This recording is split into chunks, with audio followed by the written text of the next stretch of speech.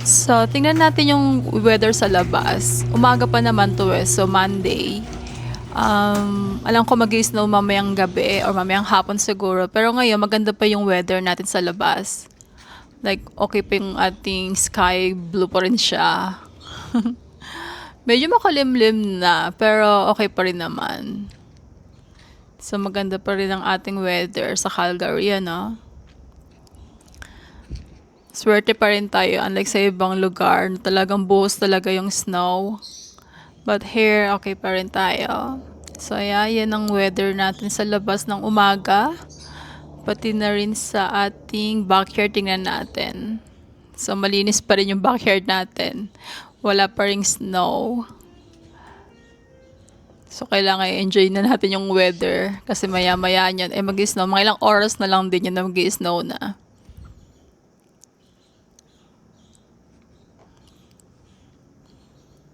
So, yeah. Yan ang weather ngayon sa Calgary, February 16 ng umaga. Badbadang hapon, lumabas kami ni Paul. Bibili kami ng BBQ sa Center Street. Yung bilihan ng lechon doon. So, yeah, itong time na to, nagka-florist na rin siya. Hapon na to eh. Siguro mga 4 o'clock na rin to. So, medyo palakas na rin ng palakas yung florist. So, alis na tayo para makapunta na tayo sa BBQ Express dito sa Center Street. So, yeah, we are here. So, pagpasok mo, kukunti yung tao ngayon dahil siguro sa weather. Pero normally, kapag pupunta kami dito, madami yung tao, talagang pila. Minsan umabot pa rin sa labas yung pila nila. And then, so meron sila ditong tindang barbecue ribs, yung nasa baba na yan. And then, yung nakasabi, chorizo naman yon. Then, itong isa na to is duck. And then, yung nasa baba na yan na chicken is soya. Nakamarinate siya sa soya. Then, si kuya dito sa right side, siya yung taga-cut ng mga ino-order. And then, si kuya na Chinese na yan, siya yung nagkikilo ng mga meat. And then, ibibigay niya kay kuya. Si kuya Pilipino yun And then, yan. Masarap yung tinda nila dito. Sobrang crispy talaga ng balat.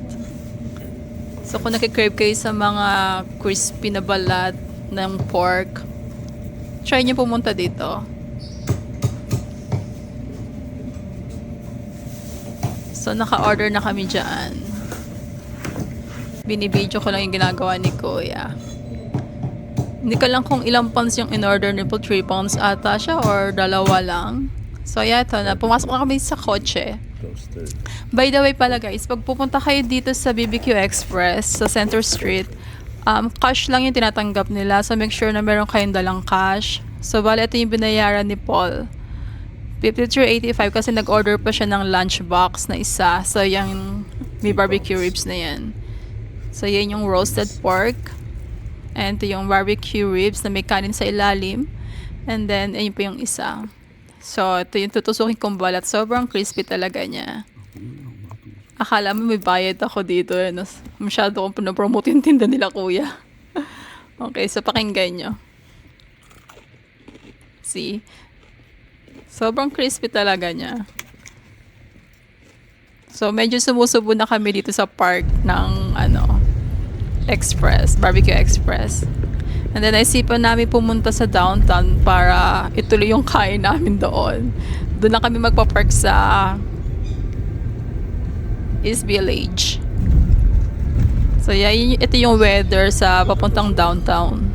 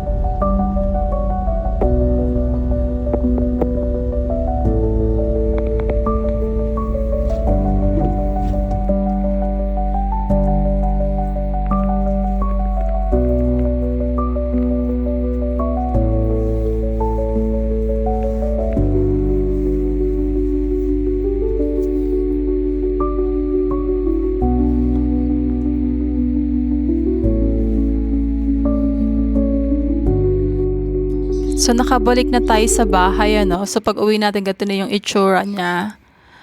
Medyo makapal na rin yung snow niya. So, ito kinabukasan ng kuha to. So, medyo hindi na rin maganda yung weather time na to. Siguro mga bandang tanghali itong kuha na to.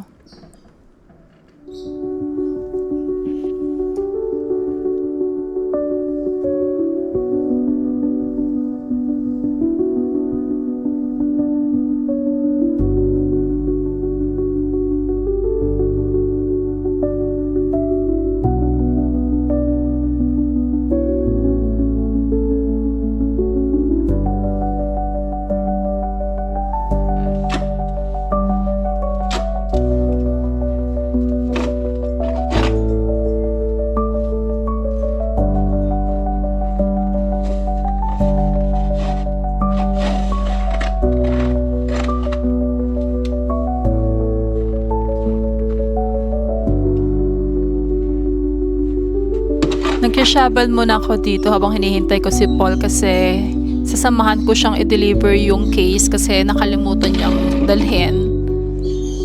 So, ang layo ng pagde-deliver niya. Kung saan ako nag-deliver ng cake dati. So, doon din dadalhin yung kanyang case.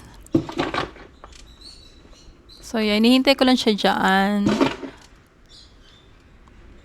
So, masakit sa katawan din yung pagka-shovel, ano. Makapal yun kanina, nakalimutan ko lang i-video. Kaya, nung sa video ko, yun yung nakuha na, tapos na. Almost tapos na. So, yeah, dumating na si Paul. And then, mga ilang minuto, aalis na rin kami. So, iniwanan ko muna yung shovel dyan kasi akala ko, alis na kami diretso. Yung pala, mag-washroom muna siya dyan. So, yeah, ituloy ko muna yung ating pag-shovel dito.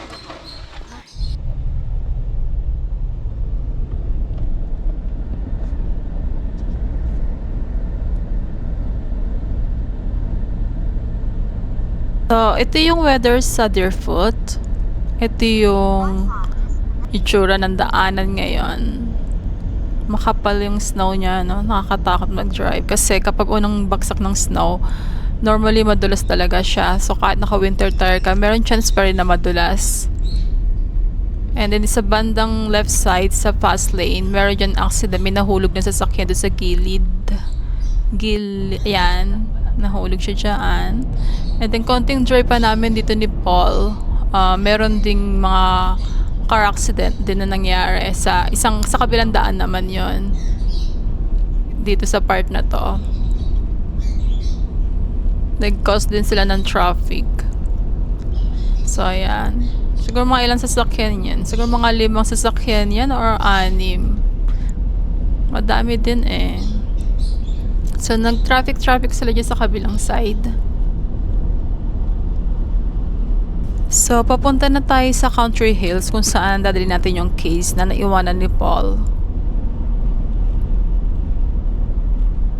Dito lang din to kung saan ako nag-deliver ng cake last time. So, yeah, dito yon sa clinic. Sa Creative Smile Dental Clinic. So, kahit pangit yung weather, kailangan dalhin yung case kasi i-insert na yan ng hapon. Ng 5 o'clock yata, kailangan i-insert sa pasyente. So, kailangan madala na. So, after namin ma-deliver, dumaan kami ni Paul dito sa H-Mart, sa Korean store. So, meron dito tinda na fish skin. Masarap siya ng mga ilang piraso mong kakainin. Pero pag marami ka na nakain, medyo malansa na siya sa bibig. So, mga 3 piraso lang nakain ko dyan. Dahil nalalansahan na ako. Dahil marami din silang panindang snack dito. Meron din pwedeng pambaon sa mga bata. So, marami pang pwedeng bilihin dito. Meron din silang dito tindang cake. Dito bibili si Paul ng cake pag birthday ni Paula kasi gusto ni Paula yung cake dito. Hindi masyadong matamis. So, yan. And then, makit din yung mga design nila. So, pwede rin kayong kumain dito sa isang side na to. So, ayan. Try yung bumili ng cake dyan, pati yung mga bread nila, masasarap din. Pwede rin bumili ng mga slice lang para matry nyo lang muna. pwede din bumili ng isang buo na. So, ang cute ng kulay yan, no? Galing nila mag-design. Then, dito meron din silang tinitindang sweet potato. Hindi ko lang alam kung ilan ang laman nila sa loob. Then, meron din na muscat. Masarap din to, na-try na rin namin ni Paul. Meron din silang mga strawberries, blueberry, ano pa ba? Meron din silang calamansi dito, $2.99 per pack. Ilang peraso? Yan, 7 pieces lang. Parang mahal, ano? Mahal sa kanila yung calamansi. Pero meron din silang ibang fruits and gulay na sale. So maghanap-hanap lang din kayo kung pupunta kayo dyan. Then, meron din silang mangosteen. Kumuha rin din tayo ng isa dyan. Paborito ko rin yung mangosteen. And then, meron dito tinatawag na durian sweet potato. Hindi ko alam bakit tinawag na durian. Siguro, lasang durian ba yan? I don't know. O tawag lang siguro. So, may pili lang ako dyan. Hindi ko alam kung green or blue. Hindi ko alam kung pareho lang ba yan o magkaiba sila ng price. So, kinuha ko na lang din yung red. Sabi kasi hindi po pareho lang din naman. So, $7.99. And then, parang 13 off yata. Then, kumuha rin din tayo dito ng apple. Fuji apple. So, per box is $30.99.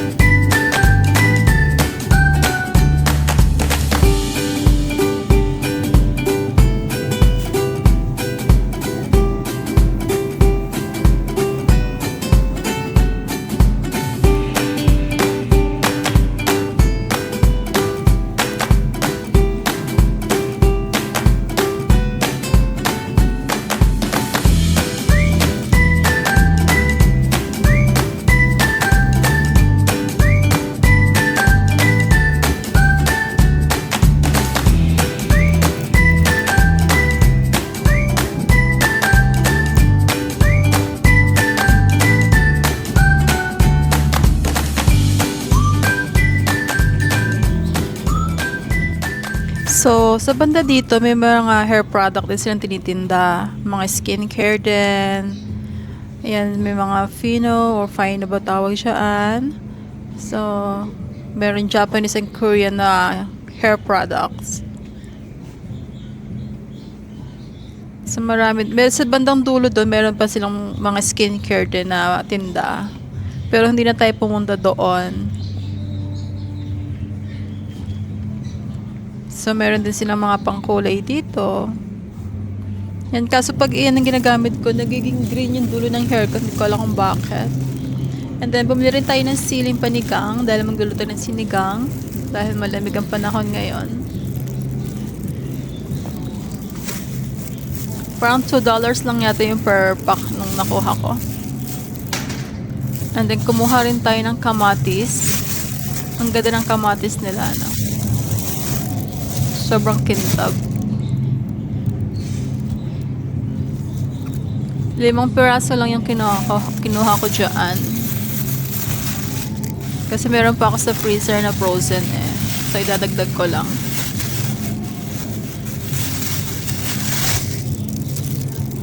And Lagay na natin sa basket. Sa full basket ni Paul. And then may mangga rin sila dito kaso hindi maganda yung itsura ng mangga. May ano na, kulubot na yung iba. Then marami pa silang gulay dito kagaya itong mushrooms na to. Kaso hindi ko naman to kailangan ngayon. Kasi pag bumili ako, mabilis din naman silang masira.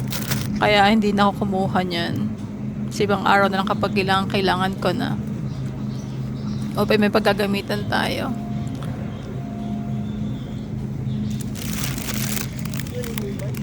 Meron din king oyster mushrooms. Hindi pa ako nakatry niyan. Siguro next time yun try ko. And then yung bawang nila, mura lang. Ayoko sana yun kasi hindi pa siya balat. Pero sabi ni Paul sale kaya kumuha na rin kami. Parang $3 lang ata yan. And then meron ditong malaking taro. Ilang beses na ako nagbabalak lutuin. And then kumuha rin tayo nitong parang konjac jelly na to. Kumuha lang ako ng isang peraso.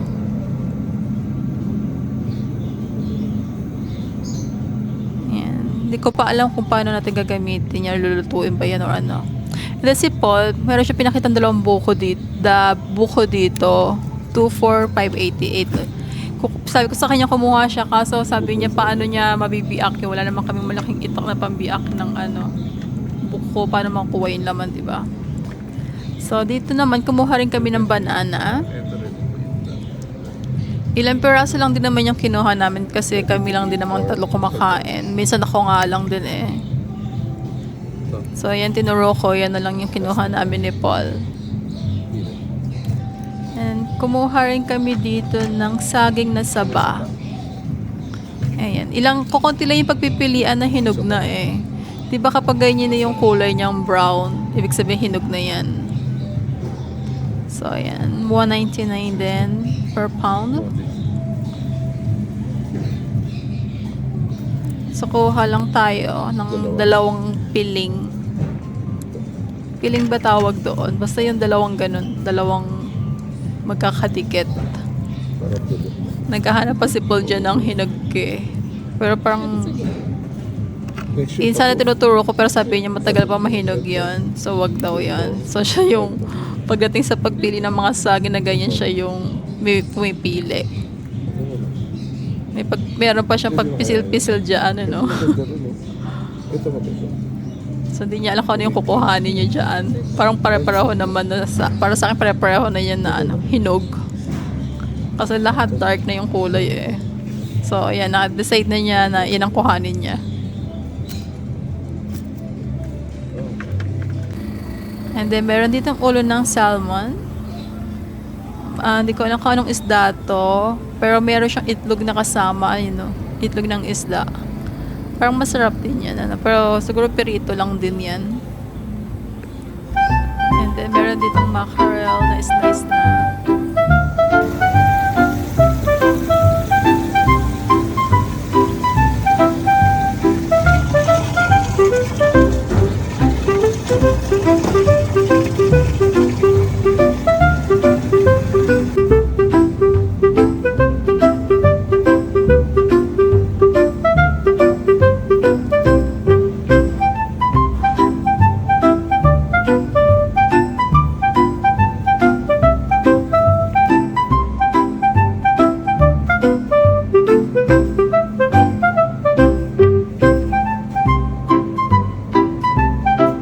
So, meron din ditong naka-ready na pang shabu-shabu.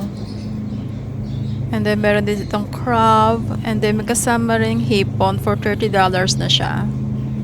Dalawa na yung kasama niyang crab. Hindi ko lang alam kung ilang piraso yung hipon dyan. Then, may sauce na rin. And then, meron din dito na corn dogs or Korean corn dogs na tinatawag nila. Mukhang masarap tong kung mozzarella na to. O kaya itong isa na to. Parang lahat masarap ano. Pero isa lang yung na-try ko yun, yung iniwi sa akin ni Paula, yung may potato. Kaso malamig na siya, kaya ang tigas na rin. Siguro mas masarap siyang kakainin mo na mainit pa talaga. And then meron ditong Tokyo banana. Nakabili na ako niyan dati nung huling punta ko sa Japan. Nag-uwi ako dito sa mga bata para ma-try din nila. Masarap din naman siya. Meron din ditong malaking octopus. And then, merong hipon din dito. Pero mukhang hindi maganda yung hipon nila. Mas maganda yung hipon sa Costco. So, etong octopus na tinuturo ni Paul.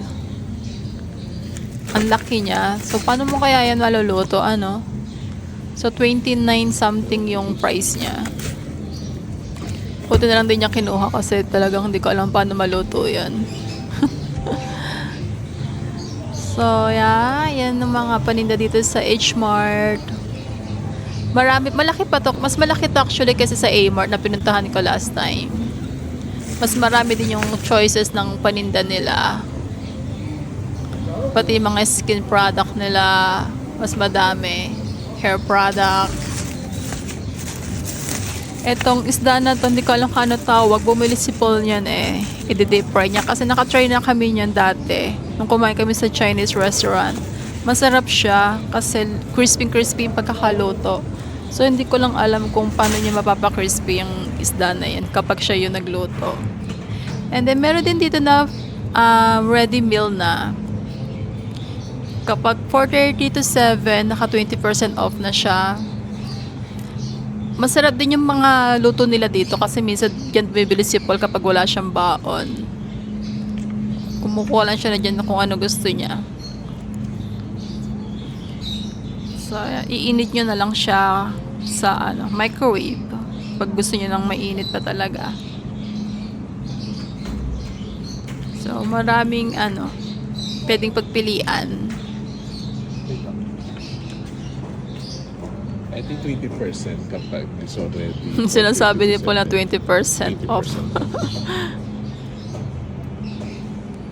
Diba sa Pilipinas, ganun din, kapag mga batang 6 o'clock sa food court, nagsisale na rin sila o nagbibigay ng discount ng 20% din ata yan. Hindi ko lang alam kung hanggang ngayon ganun pa rin sila. So yeah, pinapakita dito ni Paul na maraming naka-ready na ulam. And then pinapakita ko sa kanya yung crab dito. Sabi niya wag na.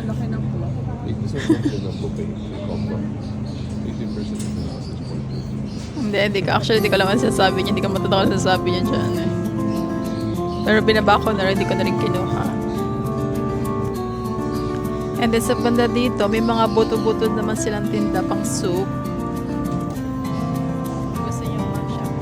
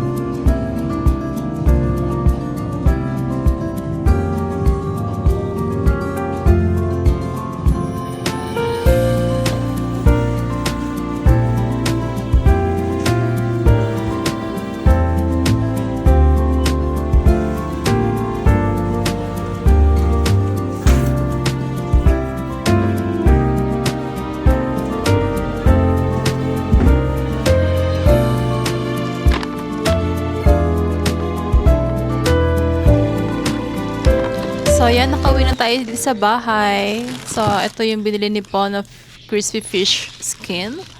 And then, ito yung binili nating durian sweet potato. Meron din ditong mangosteen, papaya, and then yung kamatis natin. Ayan. Parang may hinahanap ako sa loob ng baga, no? And then, saging na saba. Dalawa yung binili ni Paul. Ayan yung isa.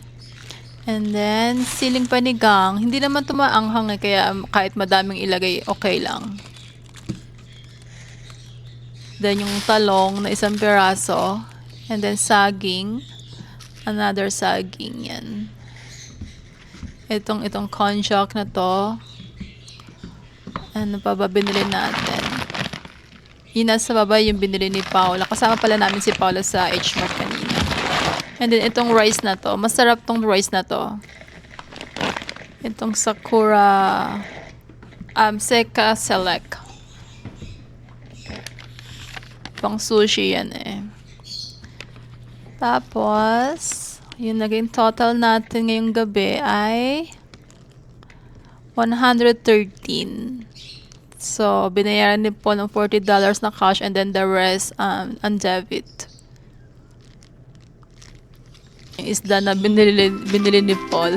Siya magluluto niyan sa labas. And then itong apple na to, buksan natin.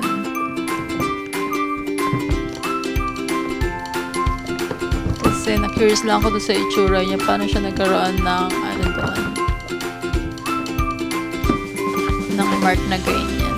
Galing ano. Parang wala nagawa yan. Hindi naman siya paint. Talaga nakamark siya dun sa ano, sa apple talaga. Galing ano. Okay, so that's everything for tonight, guys. Have a great evening and always take care. Bye!